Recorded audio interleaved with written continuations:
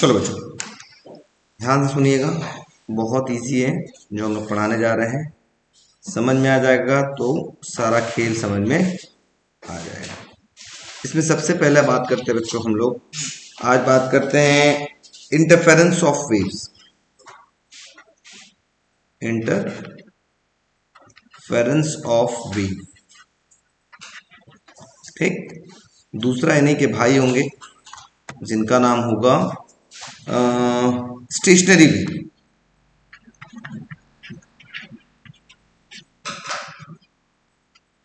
ठीक है। और तीसरा होगा बीट्स। तीन टॉपिक ध्यान से समझिएगा, एकदम एक जैसे देखने में लगेंगे। चलिए इंटरफेरेंस ऑफ वेव क्या होता है पहले समझते हैं। पहले समझिए, आराम से लिखने का प्रयास करिएगा बाद में। पहले समझिए, सपोज करिए यहां पे हमारे पास दो वेव है। वेव नंबर 1 ये है,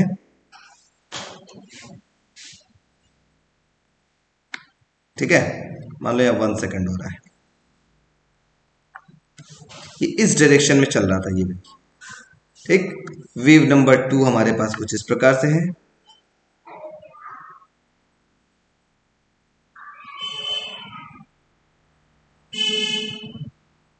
ऐसे, ठीक है।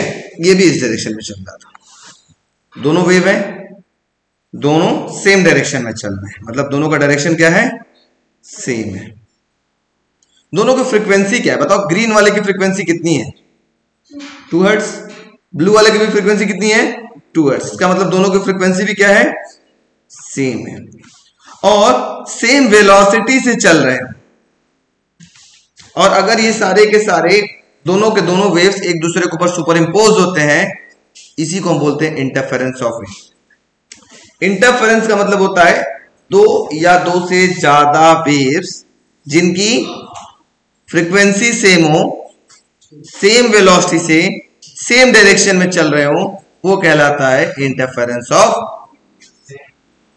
ठीक है। What is interference of wave? If two waves having same velocity moving in the same direction and having same frequency, ठीक है। मतलब if two waves have same frequency move with the same velocity and same direction is called interference of wave। बात समझ में आ गई? मतलब दो wave हो या दो से ज्यादा वेव हो, अगर उन दोनों की फ्रीक्वेंसी सेम है, सेम वेलोसिटी से सेम डायरेक्शन में चलते हैं, तो उसको हम क्या बोलते हैं, इंटरफेरेंस ऑफ वेव। अब बात करते हैं स्टेशनरी वेव। स्टेशनरी वेव क्या होता है थोड़ा ध्यान समझिएगा, एकदम ऐसे ही समझ में आ जाएगा आपके पास। सपोज करिए आपके पास फिर से ये दो वेव है, एक ये है,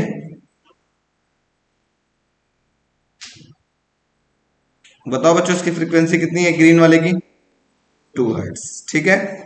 और एक और ब्लू ले लेते हैं, और ये ग्रीन वाला जो भाई साहब है वो इधर चल रहे हैं, किस वेलोसिटी से, v वेलोसिटी से, ठीक है।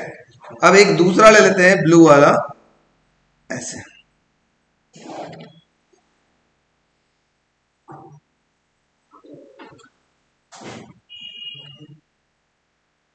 इसकी भी फ्रीक्वेंसी कितनी है, 2 हर्ट्ज, क्योंकि दो ऑक्सीलेशन कंप्लीट कर रहा है। इसका मतलब इनकी फ्रीक्वेंसी दोनों में क्या है, सेम है। μ1 equal to μ2 equal to, frequency same है। 2 हर्ट्ज, हर्ट्ज का मतलब होता है ऐसे, अगर 1 सेकंड में ये कितने ऑक्सीलेशन कंप्लीट कर रहा है बताओ, एक, एक ही बार नीचे गया है। इसको बोलते हैं एक पॉजिटिव एक नेगेटिव मिलकर के कहलाता है 1 ऑक्सीलेशन, तो इसका फ्रीक्वेंसी हो गया 1 हर्ट्ज। अब अगर यहीं पर ऐसे हो, बताओ इसमें कितने हर्ट्ज हो रहे हैं, 3 हर्ट्ज। समझ में आया कैसे हर्ट्ज हुए, आ गए। और लेट आओ, ठीक है। चलो, तो यहां पे दो वेव्स था, थोड़ा ध्यान से समझने का प्रयास करिएगा। अब जो ब्लू वाला है बच्चों वो इस डायरेक्शन में जा रहा है, और वो उसकी वेलोसिटी भी क्या है, सेम है। मतलब दो वेव है, एक ग्रीन वाला एक ब्लू वाला, दोनों की फ्रीक्वेंसी क्या है, सेम है, 2 हर्ट्ज। दोनों की वेलोसिटी भी क्या है, सेम है, दोनों v वेलोसिटी से चल रहे हैं, लेकिन दोनों के डायरेक्शन क्या है, अपोजिट है।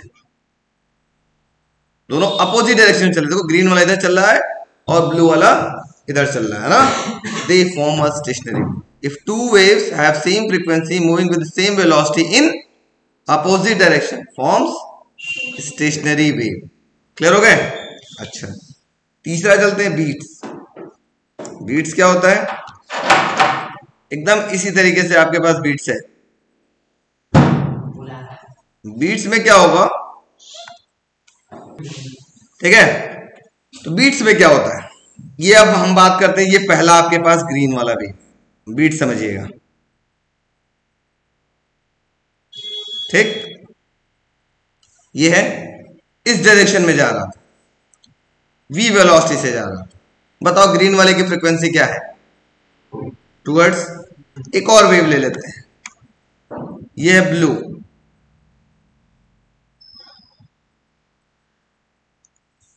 ब्लू वाला भी इस डायरेक्शन में जा रहा था v वेलोसिटी से। बताओ इसकी फ्रीक्वेंसी कितनी है? 400। मतलब दोनों की फ्रीक्वेंसी क्या है? डिफरेंट। दोनों की फ्रीक्वेंसी क्या है? डिफरेंट है। और चल भी किधर रहे थे दोनों? सेम डायरेक्शन में और सेम वेलोसिटी से। तो ये क्या फॉर्म करेंगे? बीट्स। समझ में आया? एकदम सिंपल सी कहानी। बीट्स कब बनेगा? If two waves have slightly different frequency, दो वेव हो, दोनों की जो फ्रीक्वेंसी हो थोड़ा बहुत डिफरेंट हो, moving with the same velocity in the same direction. Velocity कैसा है? सेम है। और किस डायरेक्शन में चल रहा था? सेम डायरेक्शन में चल रहा था। They form beats. ये क्या फॉर्म करेगा? Beats. What is beats? Clear हो गया? देखो तीनों एक दूसरे के भाई। इंटरफेरेंस में क्या था? डायरेक्शन भी सेम था, फ्रीक्वेंसी भी सेम था और वेलोसिटी भी सेम था। स्टेशनरी वेव में क्या था? डायरेक्शन बस अपोजिट। और बीट्स में क्या था? फ्रीक्वेंसी अलग अलग होती है। बीट्स आप जानते हैं क्या होता है? नहीं जानते, मैं आपको दिखाता हूं। देखो बच्चों, तो बीट्स में मैंने अभी क्या बताया था, थोड़ा सा आगे बढ़ते हैं हम लोग बीट्स की तरफ। और क्योंकि कल हमने रिफ्लेक्शन ऑफ वेव बात किया था, बीट से पहले हम लोग स्टेशनरी वेव क्या होता है। स्टेशनरी वेव में हमने क्या बताया? दो वेव होंगे, टू वेव्स, जिनकी फ्रीक्वेंसी सेम होगी, वेलोसिटी सेम होगी और अपोजिट डायरेक्शन में मूव करेंगे। They form stationary wave. जैसे देखो ये पहला वेव को आपके पास ऐसे चल रहा था, ठीक है? अब दूसरा वेव देखो क्या होगा, अपोजिट डायरेक्शन में जा रहा था। देखो दूसरा अपोजिट जा रहा है ना, ये देखो ग्रीन वाला इधर जा रहा है, रेड वाला इधर जा रहा है। ये क्या फॉर्म करेंगे? Stationary wave. स्टेशनरी वेव का मतलब होगा, अभी हम आगे डिस्कस करेंगे, वो वेव चलेगा नहीं। स्टेशनरी मतलब रुका हुआ होगा, ठीक है? फॉर्मेशन होगी, कैसे होगी वो भी हम आपको बताते हैं। ये देखो स्टेशनरी वेव का ये फॉर्मेशन होता है। Two waves moving with same velocity but in opposite direction, ठीक है? अब नोड और एंटी नोड क्या होता है हम थोड़ी देर बाद बात करेंगे। नोड का मतलब होता है और एंटी नोड का मतलब क्या होता है? एंटी नोड का मतलब होता है मैक्सिमम एम्पलीट्यूड और नोड का मतलब क्या होता है? Minimum amplitude. थोड़ी देर बाद अभी आएगा। यह zero amplitude, position of zero amplitude is known as node और position of maximum amplitude is known as anti node. अभी आगे आएगा, हम लोग बात करेंगे उसमें। भाई हम बात करेंगे बैठ के ठीक है, वेरी गुड, बैठिए। ठीक है बच्चों, तो देखो स्टेशनरी वेव में क्या था आपके पास?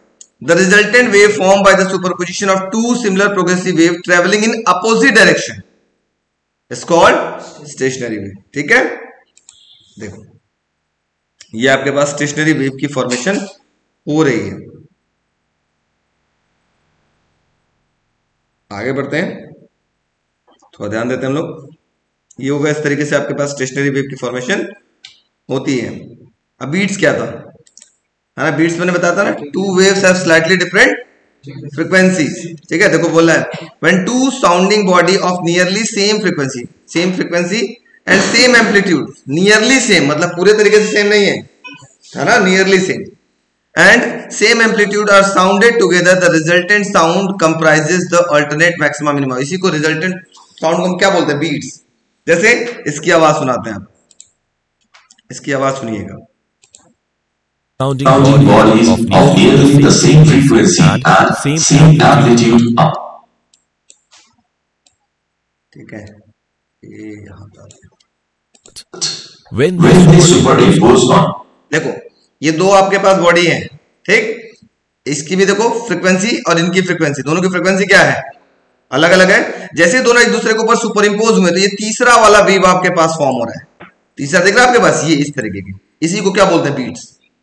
ये two waves having slightly different frequency, दोनों की फ्रीक्वेंसी क्या है, थोड़ा बहुत अलग है, सेम डायरेक्शन में चल रहा है। किस वेलोसिटी चल रहा है, सेम वेलोसिटी से चल रहा है। और जैसे ही दोनों सुपर इम्पोज होंगे तो ये जो रेड कलर का आपको दिखाई दे रहा है, ये क्या है आपके पास, इसी को बोलते हैं बीट्स। ठीक है, इसको क्या बोलते हैं, बीट्स। जब दोनों एक दूसरे को हाँ सुपर इम्पोज करता है, उसी को बोलते हैं बीट्स। ठीक है, क्या बोला, the number of beats heard per second is called the beat frequency. एक सेकंड में कितने बीट्स आपको सुनाई दे रहा है, उसको बोलते हैं बीट फ्रीक्वेंसी। इस सबसे मतलब नहीं आपको। ठीक है, ये देखो, ये है आपके पास बीट्स का फॉर्मेशन। क्लियर हुआ, बीट्स क्या था, दो वेव, दोनों की फ्रीक्वेंसी क्या हो, स्लाइटली डिफरेंट हो, बहुत ज्यादा अंतर ना हो, स्लाइटली डिफरेंट, तो बहुत डिफरेंट हो। ठीक है, जब दोनों सुपर इम्पोज करेंगे तो वो क्या फॉर्म करेंगे, बीट्स। दोनों सुपर इम्पोज किया जाता है, एक दूसरे के ऊपर लादा जाता है, अभी बात करेंगे, उसी को बोलते हैं इंटरफेरेंस ऑफ वेव। ठीक है, अभी बात करेंगे, 2 मिनट देखते रहो। हॉस्पिटल में रहता है, ये नीचे वाला रहता है हार्ट बीट। हॉस्पिटल में रहता है वो नीचे वाला रहता है, हाँ वो बीट्स, वो भी बीट्स है। ठीक है, हाँ सीजीएस मशीन रहती है, सीजीएस मशीन नहीं, ईसीजी मशीन होती है। वही हम कब से फिजिक्स अच्छा पढ़ रहे हो, बहुत अच्छी बात है। सीजीएस नहीं होता, उसको ईसीजी मशीन बोलते हैं। वेरी गुड, सीजीएस मशीन कह रहा है। ठीक है, बात समझ में आई, वीडियो वाले बच्चों समझ में आ रहा है कि नहीं, जल्दी बोलो फटाफट, यस नो। चलो नोट करो, फिर आगे और हम समझाते धीरे धीरे।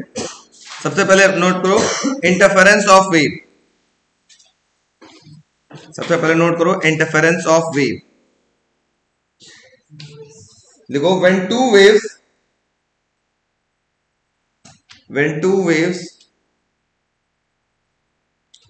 of same frequency, when two waves of same frequency moving with the same velocity,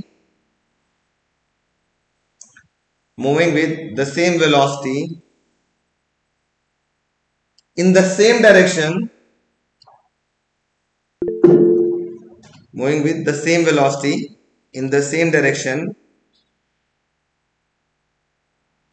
when they superimpose on each other, when they superpose on each other, SUPERPOSE, superpose का मतलब होता है एक दूसरे के ऊपर लाद देना। ठीक है, superpose on each other, they gives the effect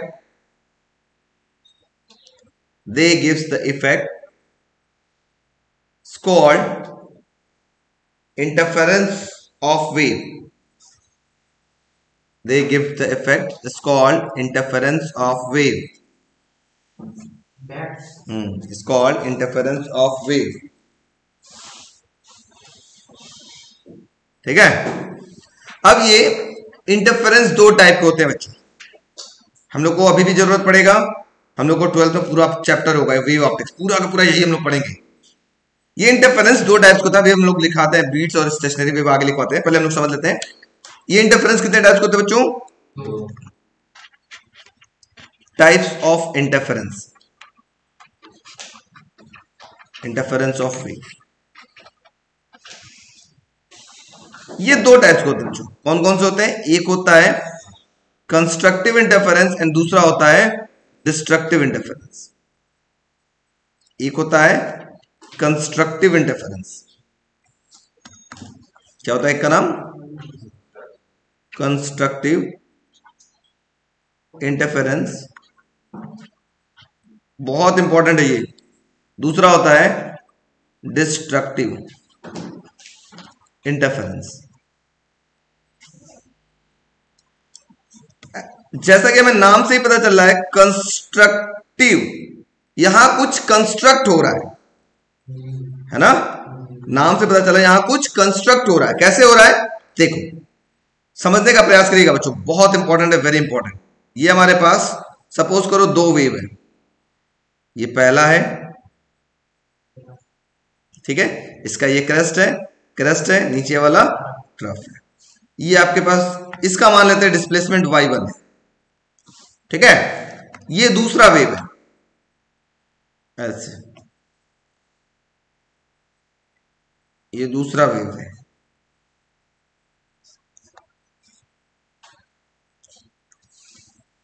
ये हमारे पास दूसरा वेव है येलो वाला।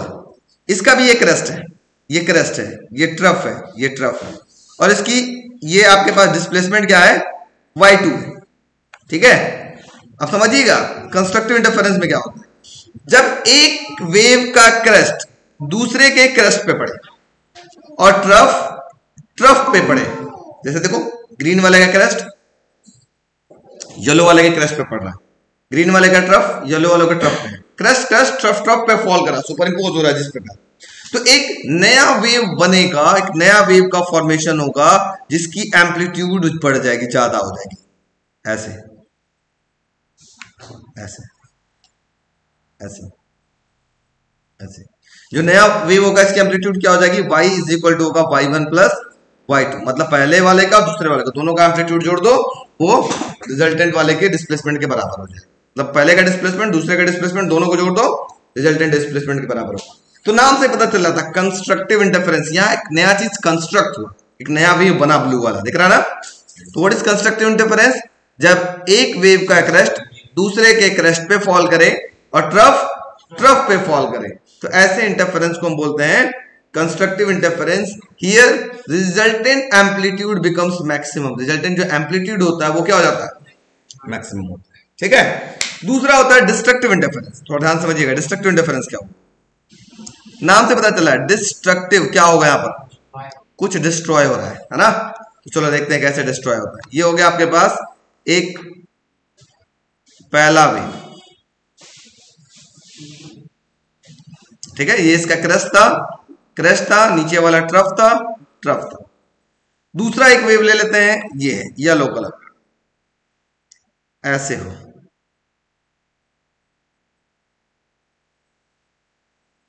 तो येलो का ये क्या है, ट्रफ है, ऊपर वाला हमेशा क्रेस्ट होता है, ऊपर वाला हमेशा क्रेस्ट लिख दो, नीचे वाला जो भी है वो क्या है, ट्रफ है ना।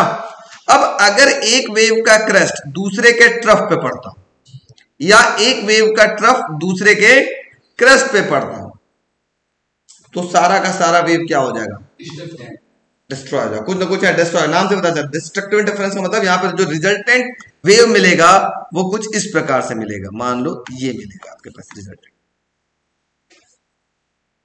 ये हो जाएगा। इसकी एम्पलीट्यूड कैसी हो गई, बहुत कम, है ना। यहां पे एम्पलीट्यूड कैसी हो गई थी, हाँ एम्पलीट्यूड जो था वो था मैक्सिमम, और यहां पर एम्पलीट्यूड कैसा था, यहां पे एम्पलीट्यूड था मिनिमम। तो डिस्ट्रक्टिव इंटरफेरेंस में क्या हो, मिनिमम का मतलब एकदम कम हो गया था, स्टेशनरी वेव इसी को कहते हैं, रुक गया भाई साहब, है ना। जनरली एक तरीके का ये भी स्टेशनरी वेव ही है डिस्ट्रक्टिव। तो क्या हुआ कंस्ट्रक्टिव इंटरफेरेंस के अंदर, क्या हुआ, एक वेव का क्रेस्ट दूसरे के क्रेस्ट पे पड़े और एक वेव का ट्रफ दूसरे के ट्रफ पे पड़े, ऐसे इंटरफेरेंस को हम बोलते हैं कंस्ट्रक्टिव इंटरफेरेंस। और डिस्ट्रक्टिव इंटरफेरेंस में क्या होगा, एक का क्रेस्ट दूसरे के ट्रफ पे पड़े और एक का ट्रफ दूसरे के क्रेस्ट पे पड़े, this type of interference is known as destructive interference. यहाँ एम्पलीट्यूड कैसा होता है, मिनिमम। क्लियर हो गया, तो लिखो बच्चों टाइप्स ऑफ इंटरफेरेंस, ऐसा ऐसा बनाओ, ठीक है, लो बैठ जाओ, बैठ बनाओ, लिखे टाइप्स ऑफ इंटरफेरेंस। इसके अंदर पहला हेडिंग लिखिएगा कंस्ट्रक्टिव इंटरफेरेंस, पहला हेडिंग लिखिएगा constructive interference. If crest of one wave,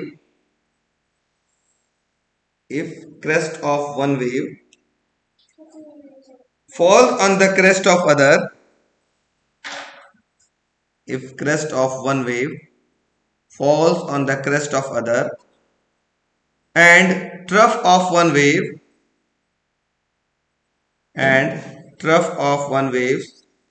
falls on the trough of other, falls on the trough of other, then this type of interference,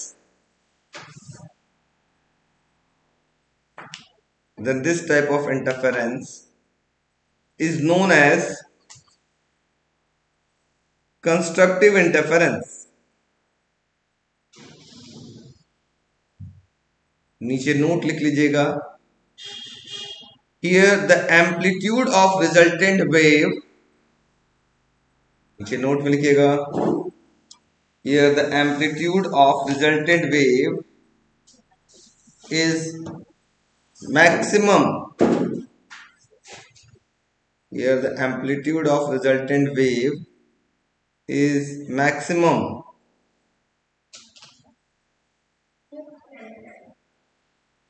ठीक है,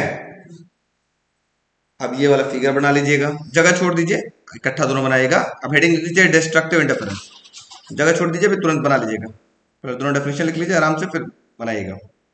heading लिखिएगा destructive interference.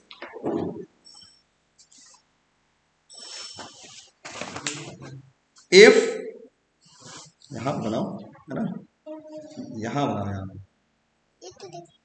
यहाँ ये ठीक है, वैसे ही देख करके यहां बनाओ। देखो बच्चों, if crest of one wave, if crest of one wave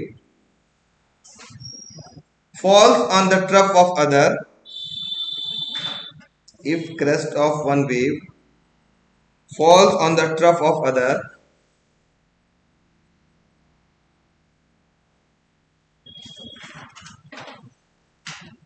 and trough of one wave falls on the crest of other,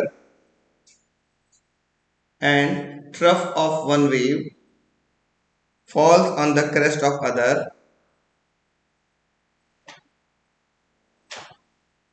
falls on the crest of other, then this type of interference,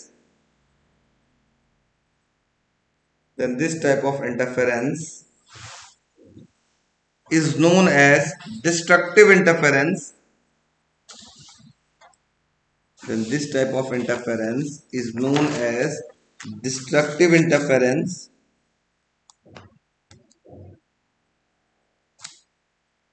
ठीक है, अब इसमें बना के देखो, note में लिखिएगा here, नीचे नोट में लिखिएगा here the amplitude of resultant wave, here the amplitude of resultant wave is minimum, अब फिगर बना लीजिए, कंस्ट्रक्टिव में कंस्ट्रक्टिव का और डिस्ट्रक्टिव में डिस्ट्रक्टिव का। नेक्स्ट हेडिंग लिखना बच्चों stationary wave,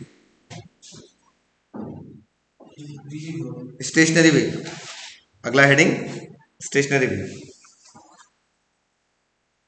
when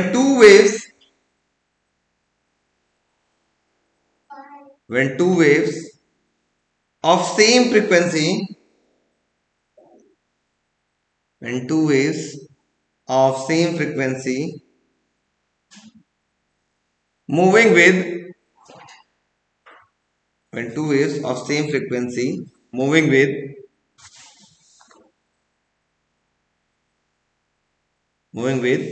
the same speed, in opposite direction, हाँ स्पीड लॉस्टिक चलेगा, moving with the same speed in opposite direction,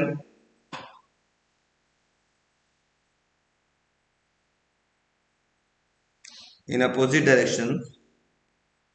a medium superposed on each other,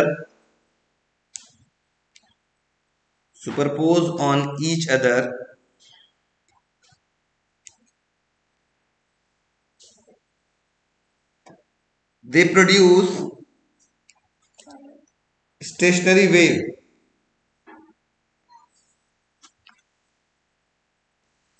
ठीक है बच्चों, ये हो गया स्टेशनरी वेव, मतलब दो वेव है, दोनों का फ्रीक्वेंसी सेम है, वेलोसिटी सेम है, लेकिन किधर चल रहे हैं दोनों, अपोजिट डायरेक्शन चल रहे हैं, क्या फॉर्म करेंगे वो स्टेशनरी वेव। इसका ग्राफ भी हम लोग कल बनाया जाएगा। फिलहाल आप बीट लिख लीजिए, हेडिंग लिखिएगा बीट्स। बीट्स में क्या होगा समझ में आ गया होगा, इनकी फ्रीक्वेंसी क्या होगी, थोड़ा सा अलग लिखो।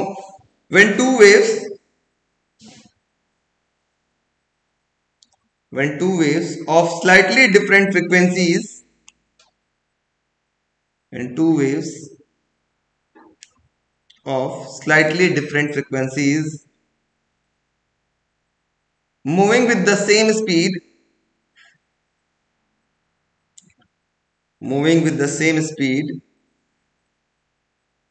in the same direction,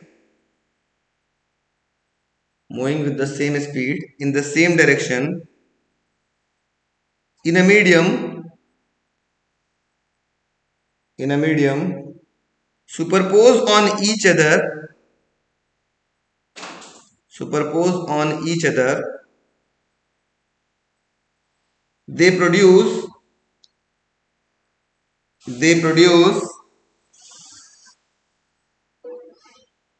beats.